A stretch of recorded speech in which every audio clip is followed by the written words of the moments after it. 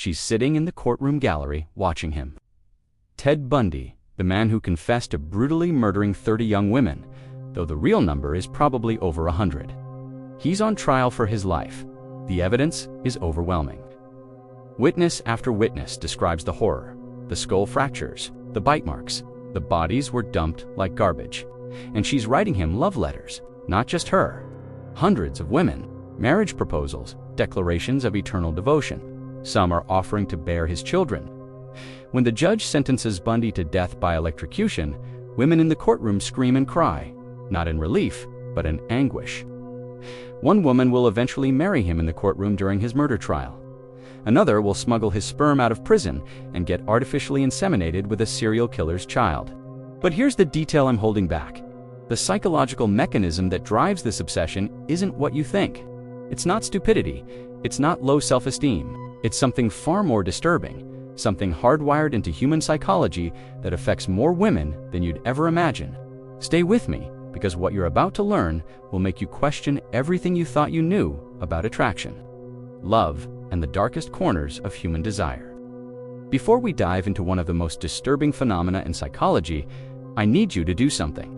If you're fascinated by the psychology behind criminal behavior, the real science that explains the inexplicable, hit that subscribe button right now so you don't miss our next deep dive. Give this video a like and share it with someone who loves psychology, and drop a comment telling me where you're watching from and what time it is.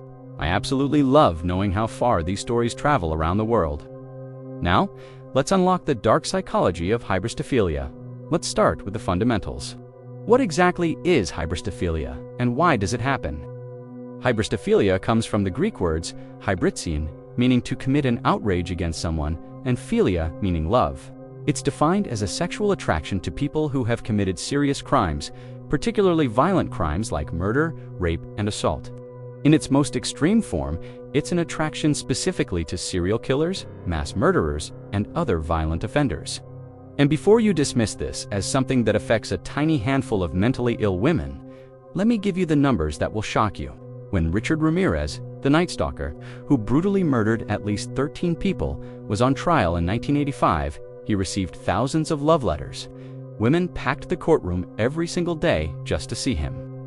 When he flashed a pentagram drawn on his palm and declared "Hail Satan" in court, women didn't recoil in horror. They screamed in adoration. One woman, Doreen Loy, a magazine editor with no history of mental illness, married him in 1996 while he sat on death row.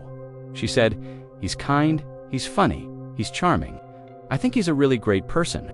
Charles Manson received more mail than any other prisoner in California history. Thousands of letters, marriage proposals, women tattoo his face on their bodies. One woman, Afton Burton, who went by the name Star, spent years trying to marry him before his death. She was 25 years old, college educated, no obvious mental health issues. Jeffrey Dahmer, who murdered 17 men and boys, performing necrophilia and cannibalism, received love letters and marriage proposals from women who knew exactly what he'd done. Chris Watts, who murdered his pregnant wife and 2 young daughters in 2018, receives dozens of love letters weekly in prison. Women send him money. Women declare they would have been a better wife than the woman he killed.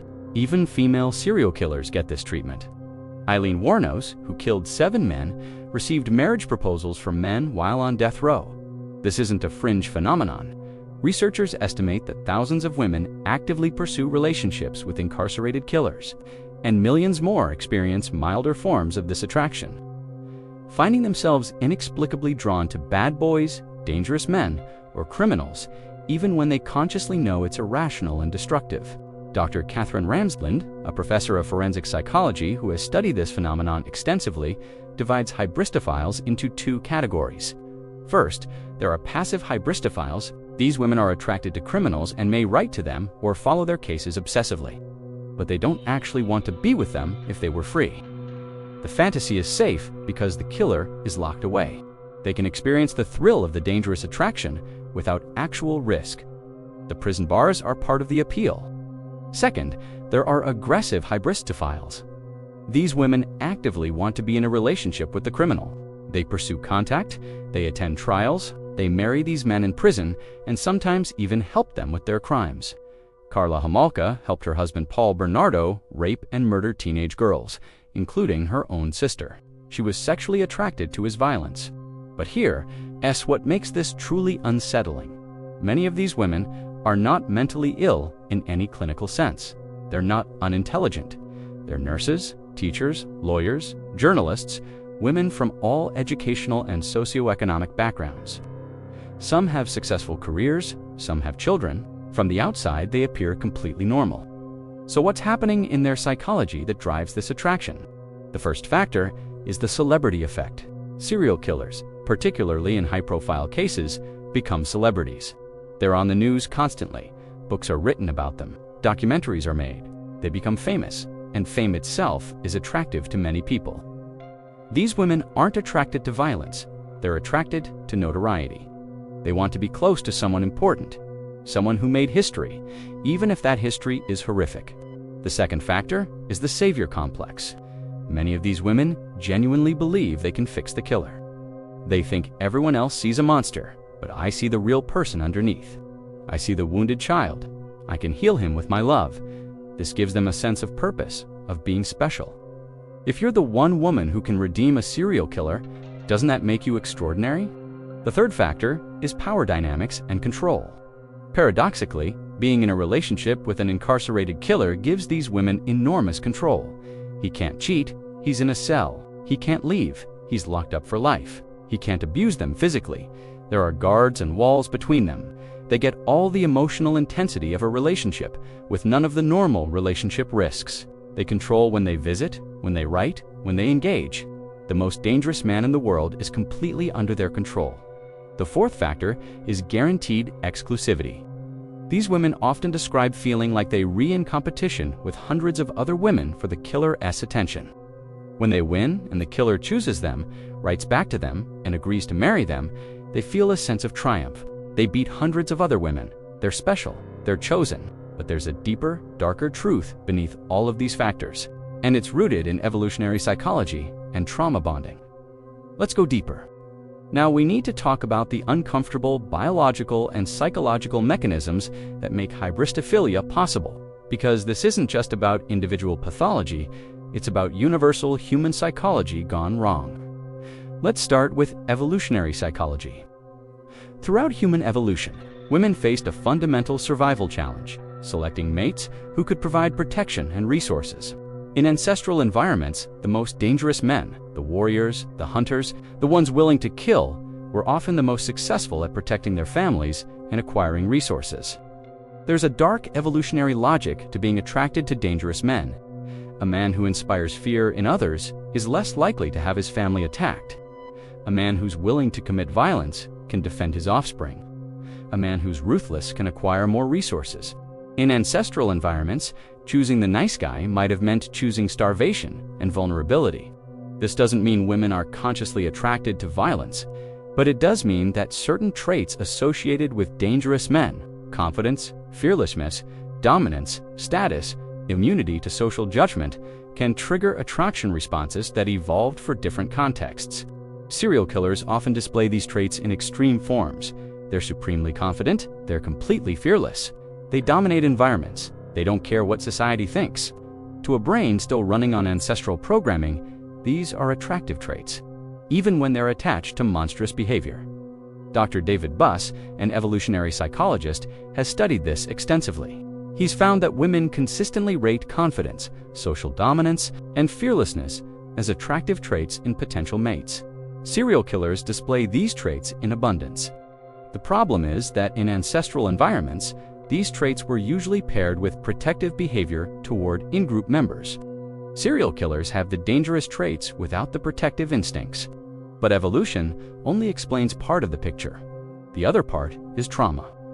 Researchers have found that a disproportionate number of women attracted to serial killers have histories of childhood abuse, neglect, or trauma. Dr. Sheila Eisenberg, who interviewed numerous women in relationships with killers for her book Women Who Love, Men Who Kill, found that nearly all of them had experienced significant trauma. Here's how trauma creates vulnerability to hybristophilia. When someone experiences severe abuse in childhood, their attachment system, the psychological mechanism that bonds us to caregivers, becomes distorted. They learn to associate love with pain, chaos with intimacy, danger with connection. This is called trauma bonding. If your father was violent but you still desperately needed his love as a child, your brain learned to bond with dangerous men. If your mother was neglectful but you still craved her affection, your brain learned that love requires suffering and that you're not worthy of stable affection. As adults, these women unconsciously seek out the familiar pattern. A serial killer in prison recreates that dynamic perfectly. He's dangerous, he's unavailable, he's fundamentally unable to provide real love or stability. And that feels like home to someone whose childhood was defined by those same conditions. There's also something called repetition compulsion. This is a psychological phenomenon where trauma victims unconsciously recreate their trauma in an attempt to master it. If you were powerless as a child with an abusive parent, you might unconsciously seek out dangerous relationships as an adult. But this time, you're choosing it. This time, you have some control. This time, maybe you can win by making the dangerous man love you. The prison bars make this possible. The woman can engage with danger and violence symbolically, through letters, phone calls, supervised visits, without actually being physically vulnerable. She gets to replay her trauma with a sense of control and safety she never had as a child. Then there's the concept of badness bonding. Psychologist Dr. J. Reed Malloy has studied this extensively. When someone is attracted to a criminal, they're often identifying with the criminal's rejection of social norms. These women often feel like outsiders themselves. They've been judged, rejected, or marginalized. The serial killer is the ultimate outcast. By bonding with him, they're saying, "Society rejected both of us, but we have each other." This creates a powerful us against the world dynamic. The killer becomes a rebel hero in her mind, someone who refused to follow society's rules, just like she feels she was never fully accepted by society.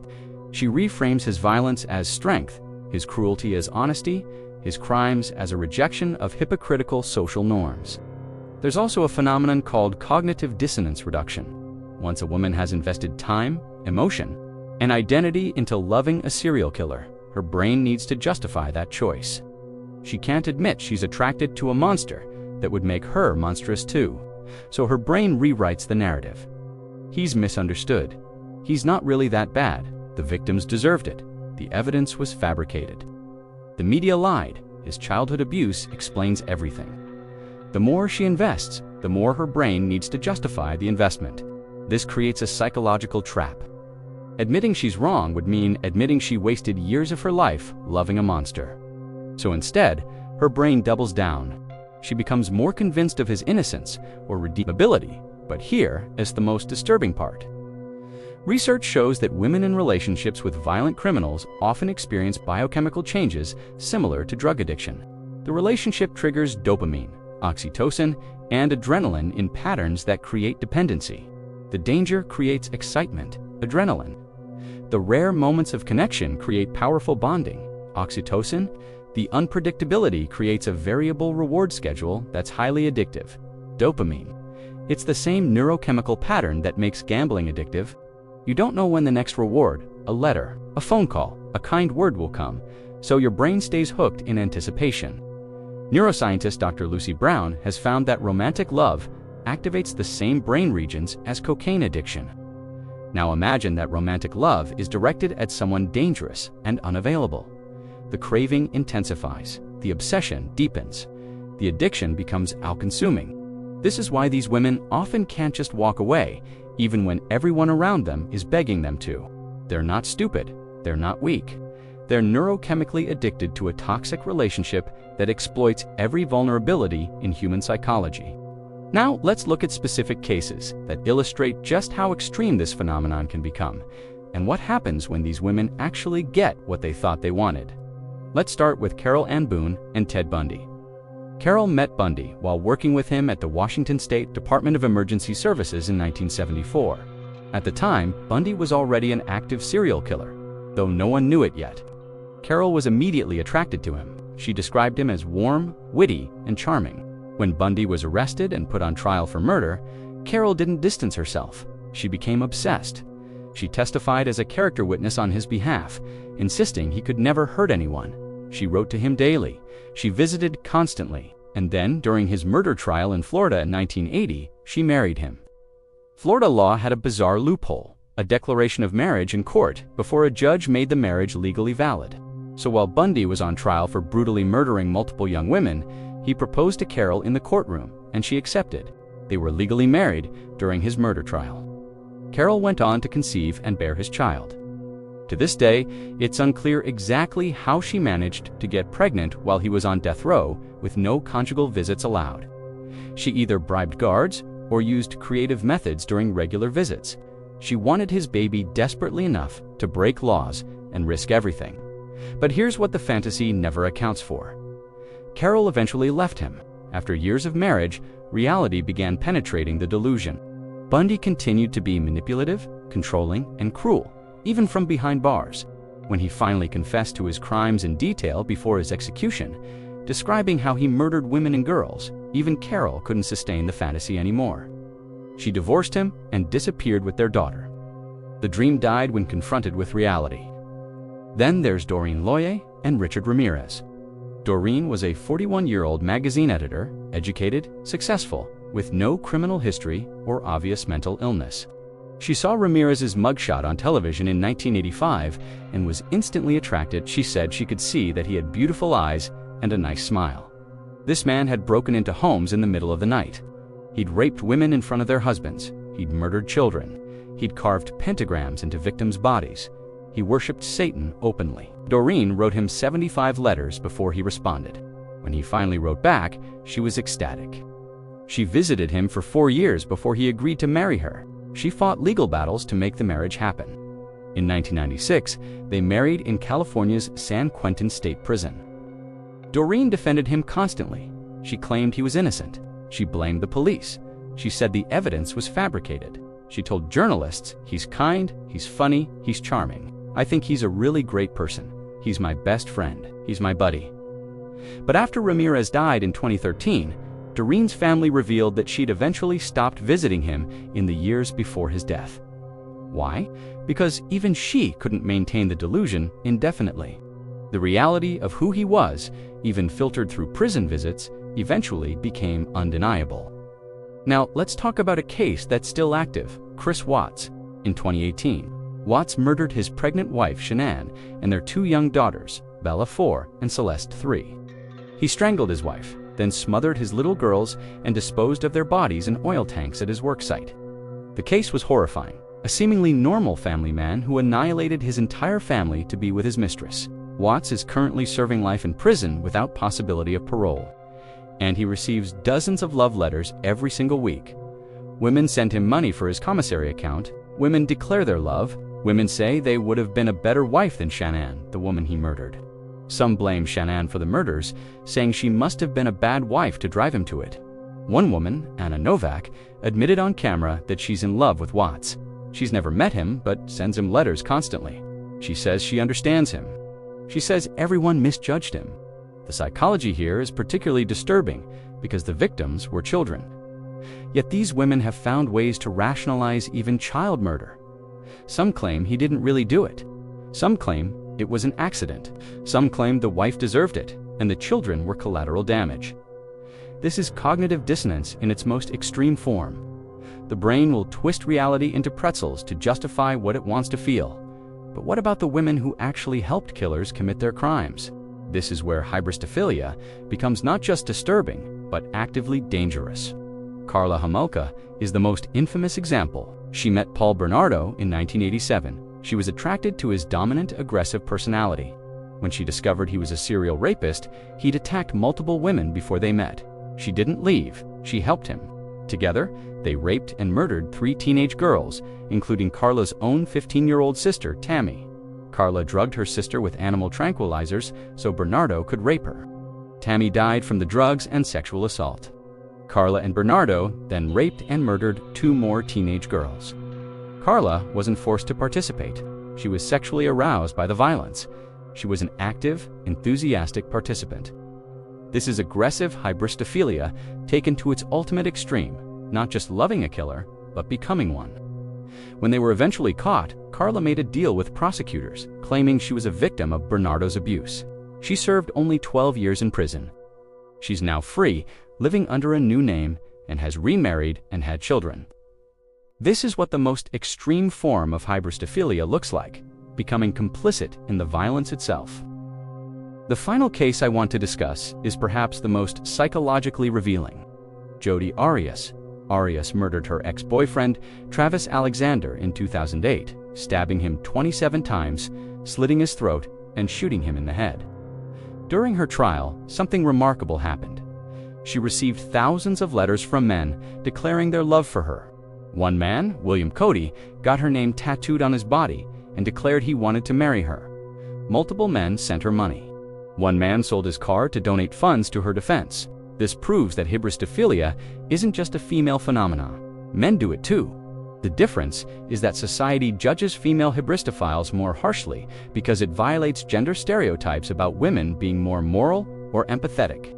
The truth, hybristophilia affects both sexes. It's a human vulnerability, not a gendered one. So what have we learned?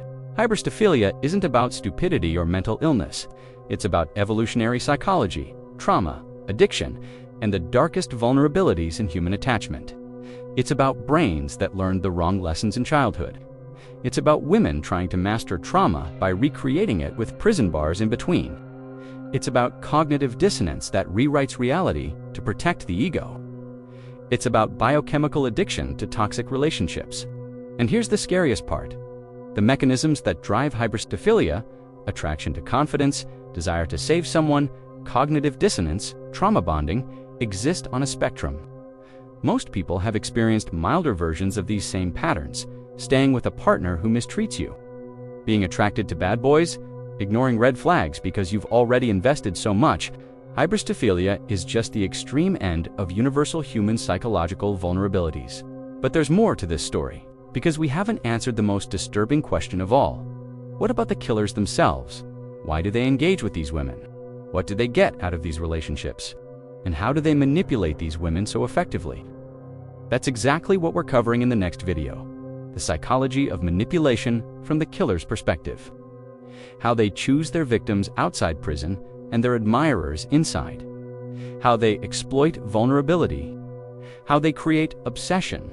You won't want to miss it. If you want to understand both sides of this dark dynamic, hit that subscribe button right now. Drop a comment and tell me, did anything in this video change how you think about attraction and love? I read every comment. Thanks for watching, and I'll see you in the next one.